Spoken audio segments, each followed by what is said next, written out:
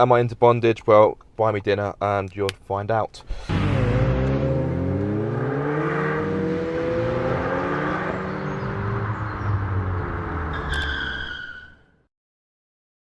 Car Obsession is proudly supported by Exchange My Car, Carly and Draggy. For a limited time only, use Car Obsession 10 to get money off with Carly, and there's also a discount code for Draggy as well, which again is Car Obsession 10. All of the details are in the video description below.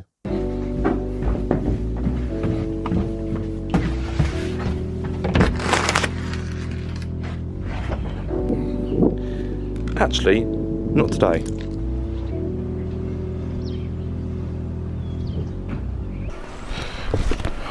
Oh. Hello guys, and welcome back to Car Obsession. I am delighted to say you join me in the brand new Audi RS3 Sportback. Yes, I've been waiting quite some time for this one. Now this video isn't a review as such, it's more a test of how dailyable this car is. This is of course a hot hatch, well a hyper hatch. This has 400 horsepower with 500 newton meters of torque, which is 20 more compared to the standard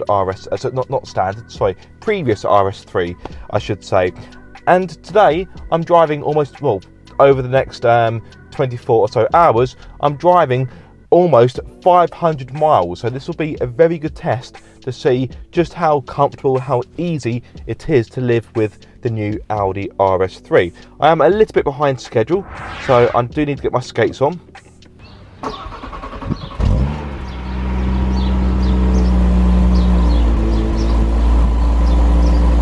Right in front of me I've got quite a large pothole. I'm going to deliberately aim for that. Okay, granted I hit at crawling speeds, but that's because I don't want to damage the car. The low speed ride is firm. If I'm not mistaken, this has got the adaptive suspension. I only took delivery of this car yesterday, so I'm still getting to grips with the specifications, so forth. But yes, I'm pretty sure this has got the adaptive damp as well. In fact, I can find out. So I'm in dynamic at the moment, and even so, yes, the low speed ride is a bit jiggly, a bit bumpy, but would I go so far to call it uncomfortable? No, and it'll be interesting to see how I get on with the RS3, because last year, some of you may remember, I had the A3 S-Line, and yeah, the ride in that was quite shocking, quite literally. And I drove that about 300 miles from memory.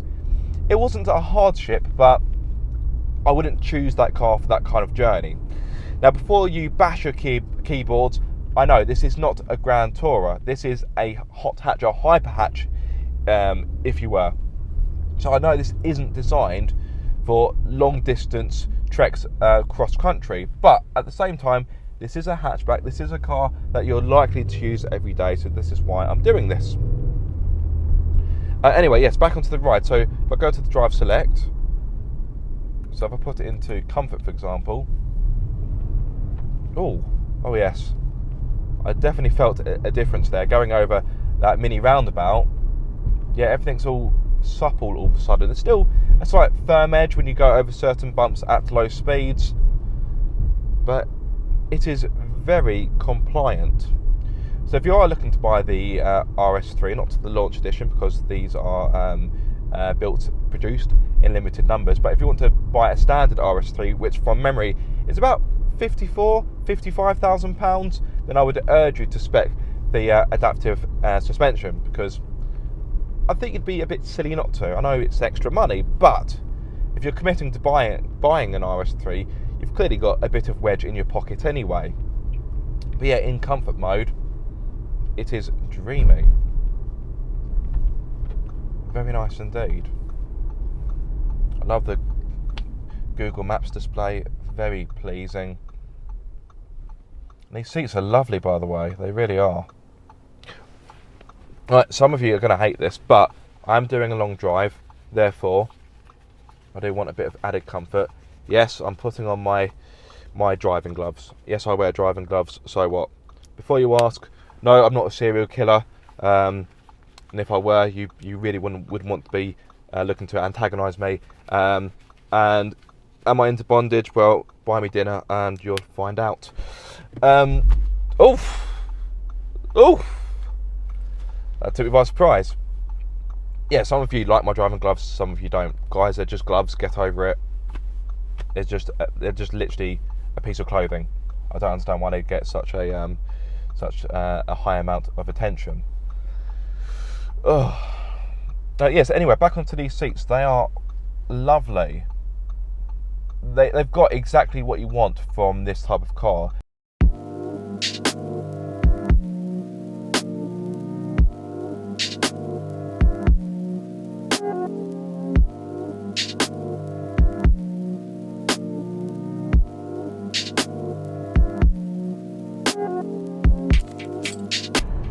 So guys, I'm now on the fearsome M25, and guess what? There is a variable speed limit. Who'd have thought it? But on the plus side, the traffic is moving, so I can't complain. The M25, also known as the world's biggest car park, but no such problems today. I've been driving literally for an hour and a half now, so how am I feeling? What is the update? Well, I feel pretty good. I'm hungry, but that's not the car's fault, so at some point I will stop off in the services and grab some lunch, so I can't criticise the RS3 for making me hungry. Comfort wise, I've got no complaints. Yeah, I'm trying to think of something to moan about, but at this point I am struggling. Yes, the ride is on the firm side, as I've touched upon, but not to the point where it feels like my teeth are going to be forced out of my gums. So yes, that is of course a good thing. There is a fair amount of tyre noise coming into the cabin. Is it deafening? No, but on certain road surfaces I have found that I need to turn up the stereo a bit more, but again, that's no drama. I did actually make a phone call earlier. I phoned one of my friends. Yes, despite wearing driving gloves, I do have friends. Thank you very much. Yeah, I rang up one of my friends, and she was very impressed by the clarity of the Bluetooth. She actually had to ask whether or not I was driving. So that is a good mark for Audi. The MMI system working well. Yeah, very little to really update you on. So far it's been a piece of cake. I've got the adaptive cruise control set just so, which I'm a big fan of. I do love a bit of adaptive cruise control on a longer journey. It just makes the trip that little bit more easier to undertake. So yes, that is a nice feature. I forgot to mention, I've also got a head-up display as well. So again, that's better because it makes it easier to drive. You can look at the road more as opposed to taking your attention away from the road to look at the speedo. Don't need to do that because it's right in front of me. That is good. These seats, as I've touched upon, are comfortable. I've got lumbar support as well, but come on, you would expect that in a car that's over £60,000, wouldn't you?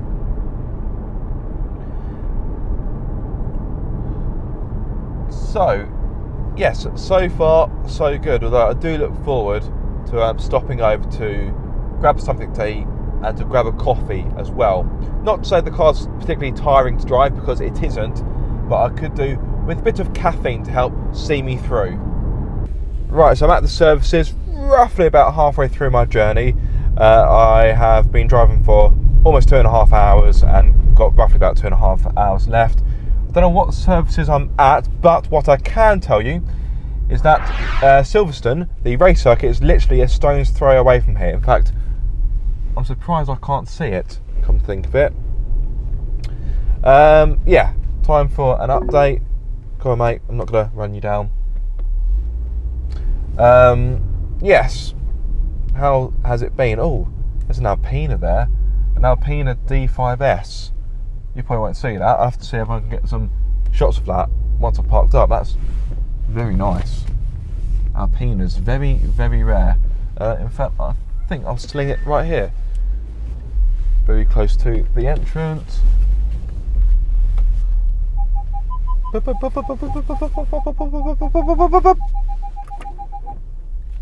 Be quiet.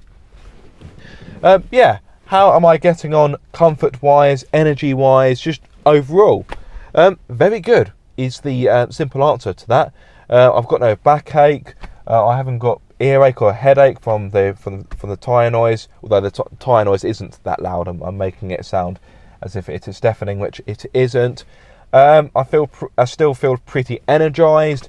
I am crying out for some food though. That's why I've stopped, and a toilet break would probably be a good idea. I don't want to be caught short somewhere on the M40 where I can't relieve myself. But enough of that. You don't want to picture that in your mind. Yes, grab a drink. So I am quite dehydrated. What else have I not spoken about? Oh yes, got an adjustable armrest. I'm a big fan of that. It's a little thing, but it's just sometimes the little things make all of the difference.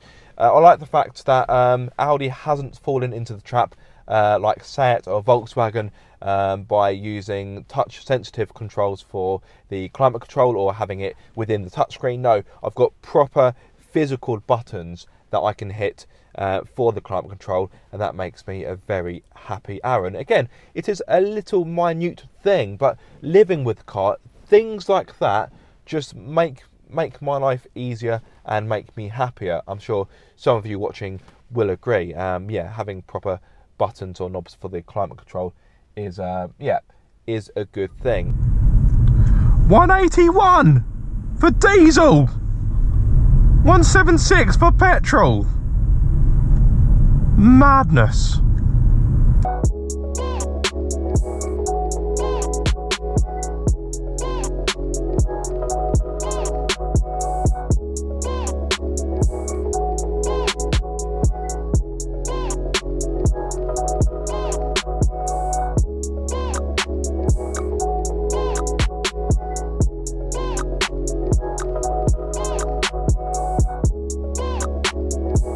So yes, I'm now here at the Carden Park Hotel. I don't even know the name of this place, it's really bad. Yeah, since I last updated you, which was pretty much at the services, I've driven about 3 hours straight. But do I feel broken? No, surprisingly I don't. Of course, the adaptive suspension plays a big part in that. But yeah, I've been very happy in my own little bubble. I've had the Android Auto on the go, but the Bang & Olufsen stereo pumping out some bangers. And the Bang & Olufsen sound system, by the way, is pretty superb. And what's even better is that everything worked. Some of you may remember that when I had the Audi A3 S-Line last year, the infotainment kept cutting out, so I had to, from memory, I think I had to drive most of the way there with the radio, which I don't really like doing because it's just repetitive and you have adverts and so forth. I much prefer listening to my own music. I'm in control of my playlist. Thank you very much.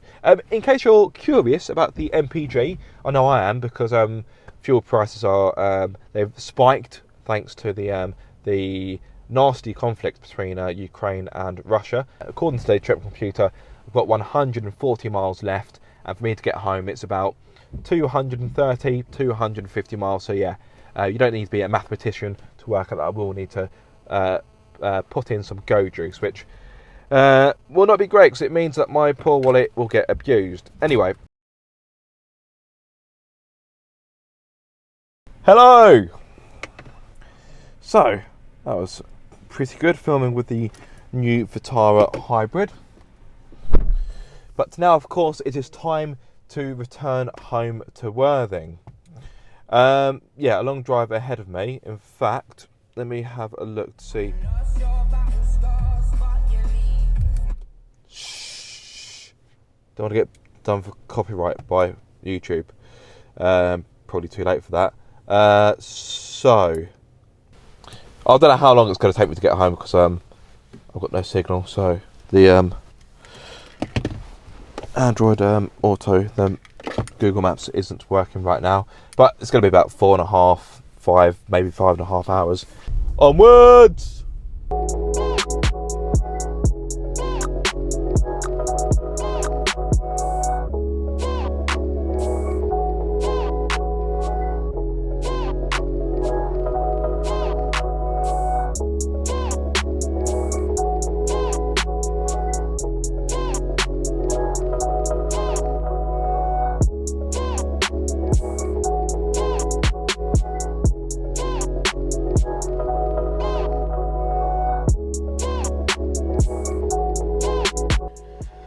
Oh, home sweet home. You probably can't see me that well because, well, it is night time, so I do have the lights on in the cabin. Yeah, again, that was quite a long drive, just over 5 hours. Predictably, there was traffic on the M25. When is there never traffic on the M25? So, yeah, that did cause a bit of a delay. But overall, I've covered about 10.5 hours in this car. So what is my verdict? Well, this car has been more comfortable than I was expecting. I didn't think it would be quite as compliant and easygoing than it has been, because this, after all, is a hyper hot hatchback. Now, of course, this car has got the adaptive suspension as an option, and that makes a big difference. I'm not quite sure how it would be without that. And just little things, the mod cons, having the Android Auto, the Bang & Olufsen sound system, so I can listen to my favourite tunes to help the miles just roll by. Again, little things like the adjustable armrest, big difference it really makes. The adaptive cruise control, which is fantastic. And what's good about this adaptive cruise control setup, other manufacturers have it, such as Ford. Let's say, for example, you've set it for 40 miles per hour, a bit slower moving traffic, and then the car in front of you comes to a stop. You come to a stop, the car will stop for you automatically. When the car in front of you moves on, this will move on with it. So that's really good. So you don't have to worry about doing anything with the pedals. All you have to worry about is just being aware of your surroundings and, of course, the steering. Although this does have lane keep assist. But yeah, overall, I have been very pleasantly surprised, considering that this is a performance car. It isn't really built for long distance travelling, but I would like to think this car can definitely do that, so long as you select the right options. I do want to stress that. It would be interesting to see what an RS3 without the adaptive suspension would be like. So yes, I do hope you have found this video useful or helpful. If you're looking to buy an RS3 but you're wondering whether or not you could do long distances in it, I think you definitely can. Thank you so much for watching this video. Yes, if you have enjoyed it, then be sure to like, comment and subscribe. Oh, actually, before I go, I just want to tell you about the fuel economy in case you're interested. On my drive back, it was 38.6 mpg. In total for both journeys, it was also 38.6. That's a bit of a weird coincidence, but yes, just wanted to quickly touch upon the fuel economy. Yeah, in total covered 493 miles, so a little shy of 500. But yes, be sure to like, comment and subscribe. If you are subscribed, don't forget to click the bell icon so you get notified every time I make a video. But until the next time, guys, be sure to keep up the car obsession.